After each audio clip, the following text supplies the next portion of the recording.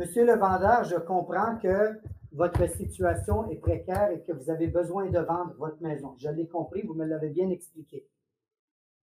Ma question pour vous, vous m'avez dit que vous vouliez 800 000 $ pour votre maison. Ma question pour vous est A. Est-ce que vous voulez la mettre à 800 000 et risquer de ne pas avoir aucune offre? Ou est-ce que vous préférez la lister peut-être un petit peu moins et avoir une offre demain matin? A ou B? Ça, c'est un steering. Ça se peut qu'ils vous disent A. Et là, c'est à poser d'autres questions pour voir la motivation du client. Là, on recommence dans les pourquoi et comment et toutes ces questions-là. Okay? A ou B. Parce que le client est ici, vous voulez l'amener ici. Okay? En comprenant sa situation, vous allez être capable de l'amener vers ça.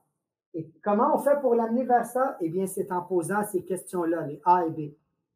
Vous m'avez dit aussi tantôt que vous vouliez interviewer Jonathan de telle compagnie parce que lui, il vous a offert de vendre votre maison à 4 %, n'est-ce pas?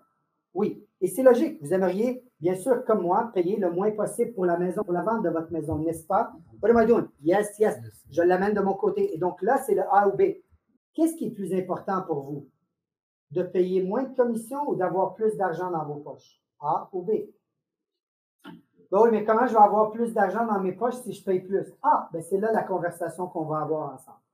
Et je vais vous démontrer pourquoi moi, même si je vous charge plus de rétribution, je vais être capable quand même de vous amener plus d'argent dans vos poches.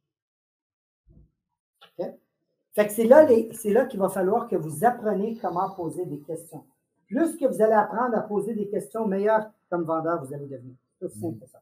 Fait que s'il y a des livres à lire, s'il y a des choses s'il y a des séminaires à voir, alors, c'est là où est-ce que vous allez devoir comprendre la situation du client. Est-ce que c'est une objection qu'il vous donne ou est-ce que c'est une condition? En posant les bonnes questions, en lui donnant les A et B, vous allez être capable. Le troisième type de question, ça, c'est les questions oui ou non. Et tant que vous voulez un oui du client, c'est très important de poser beaucoup de questions qui vont l'amener à dire oui avant que vous posez la bonne question pour signer le contrat. Donc, c'est là où est-ce que ça va être des oui ou non. Ah, monsieur le vendeur, vous voulez toujours vendre pour 700 000 $? Oui. Vous voulez la mettre en vente ce soir? Oui. Merveilleux. La seule chose qui nous reste à faire, c'est de signer le contrat. Très important. OK?